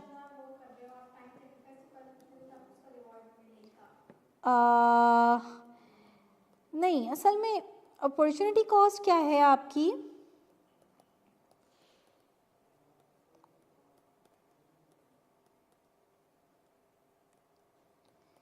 ये जो टर्म है इसको आपने प्रोमिनेंट करना है, बोल्ड करना है, क्योंकि हर सेक्रीफाइस जो आप कर रहे हैं वो सारी अपॉर्चुनिटी कॉस्ट नहीं कंसिडर की जाएगी। यानी फॉर एग्जांपल सिंपल सी मिसाल है, मैं लेती हूँ कि भाई आप क्लास ले रहे हैं। अच्छा, अब मैं रोशनी से पूछती हूँ कि रोशनी अगर आप क्लास नहीं लेती, पहली प्रायोरिटी तो आपने क्लास को दी थी, टेकिंग क्लास, अगर आप क्लास नहीं लेती तो क्या करती भाई? हाँ जी, कोई भी अदर नहीं, वो तो ठीक है, वो तो आपने उसके बेनिफिट को देखते हुए आपने डिसीजन लिया कि भाई मैंने क्लास लेनी है, तो आप ले रहे हैं। अगर नहीं लेती तो क्या करती? कुछ ना कुछ तो करती ना, तो क्या करती वो?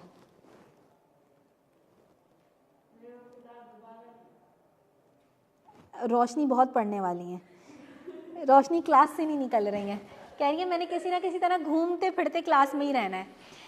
आप नहीं ले रही क्लास, अगर आपकी आज क्लास ना होती इस टाइम पे तो आप क्या करती? आप फिर भी क्लास लेती?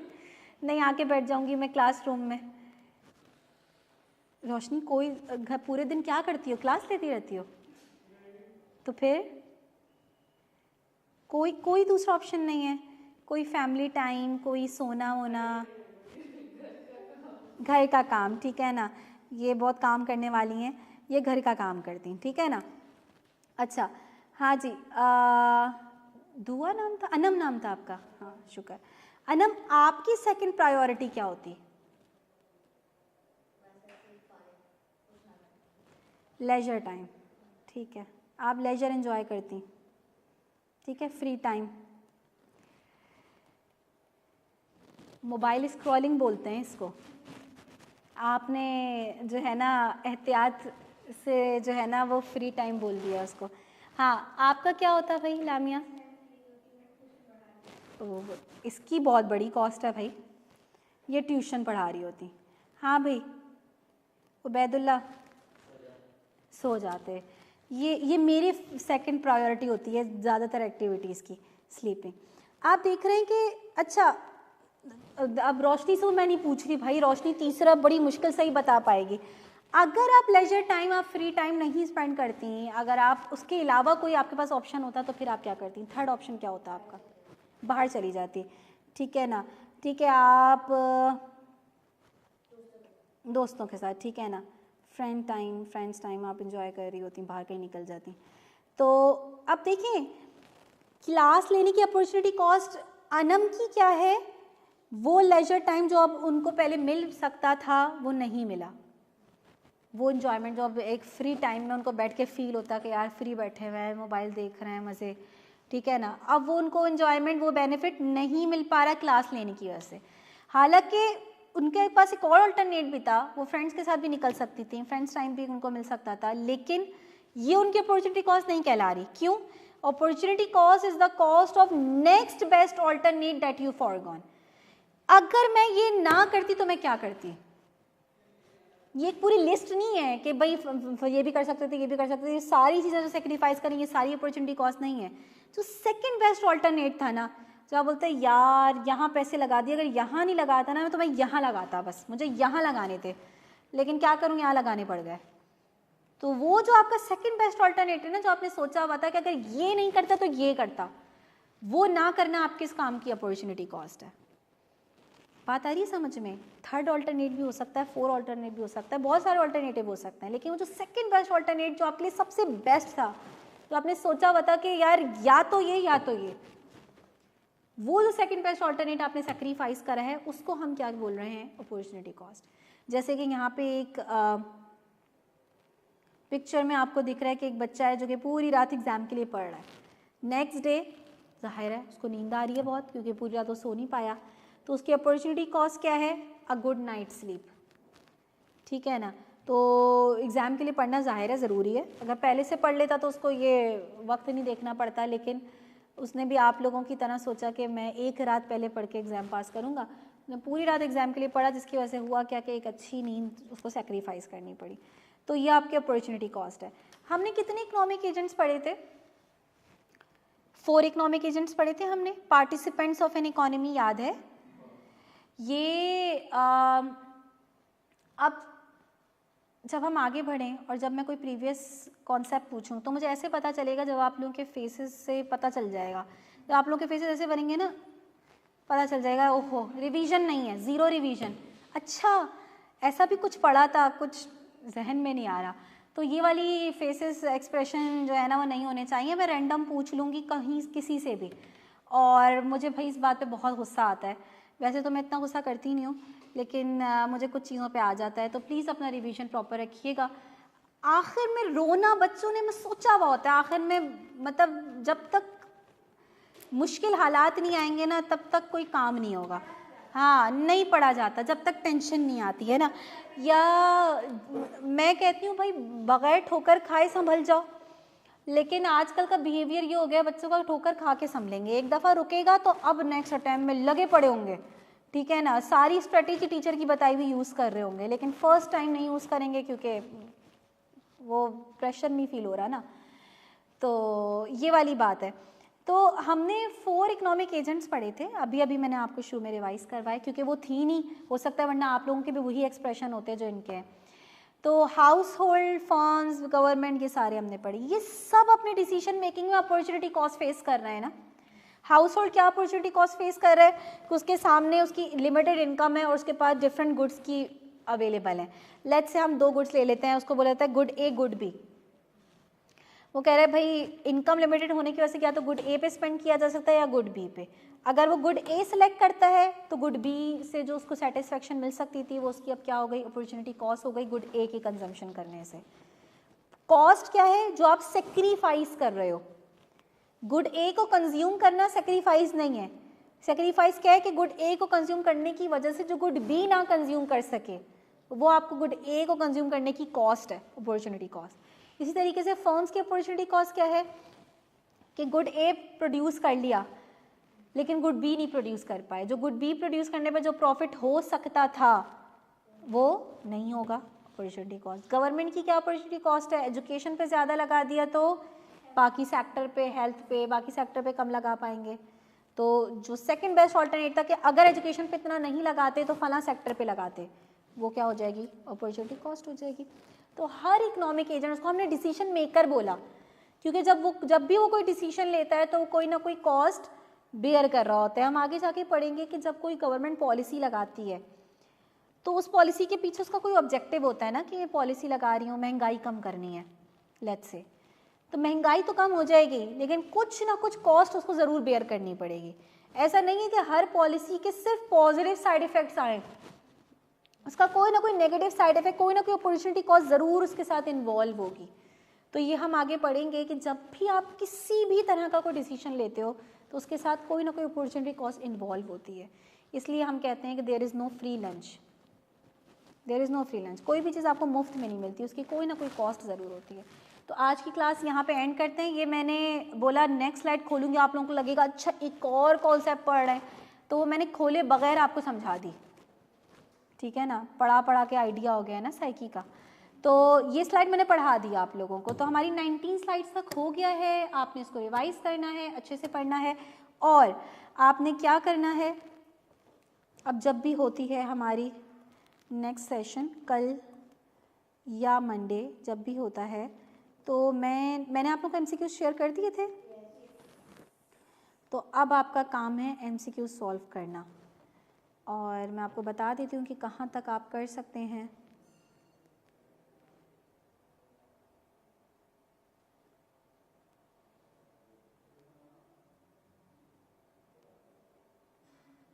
आपको शायद लग रहा हो कि इतना तो हमने पढ़ा नहीं है, लेकिन एमसीक्यूज़ आपको 63 तक, 1 to 63, 1 से लेकर 63 तक एमसीक्यूज़ आपने सॉल्व करना है, ठीक है। ये आपका, आप इसको असाइनमेंट कह लें, होमवर्क कह लें, ठीक है ना। आपने इसको सॉल्व करना है और फिर आपने आके मुझसे पूछना है। ऐसा नहीं हो सकता, जब स्टूडेंट नहीं पूछते तो मुझे लगता है कि उन्होंने सॉल्व नहीं करा। जब आप फर्स्ट टाइम कोई चीज़ पढ़ रहे हैं तो ऐसा नहीं हो सकता कि आपको कन्फ्यूजन ना हो। कन्फ्यूजन्स ज़रूर होती हैं, तो आपको जहाँ ज़रा से भी कन्फ्यूजन हो रही है तो आप पूछें कि फ़ला एमसीक्यू कर तो लिया था लेकिन स्टिल कुछ डाउट्स हैं उसमें, तो उसको क्लियर करें साथ के साथ, ठीक है ना। तो इंशाल्लाह फिर नेक्स्ट सेशन में मुलाकात होती है। अल्लाह हाफिज़, ख्याल रखिएगा सब अपना।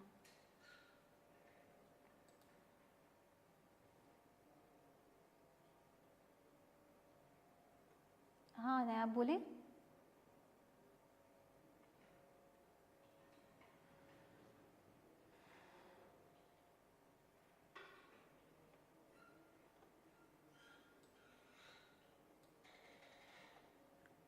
नयाब आप मुझे टेक्स्ट कर दें अगर कोई बात है तो। जी जी, टेक्स्ट कर दें, अगर आपके पास एमसीक्यूज़ नहीं है मैं शेयर कर दूँगी।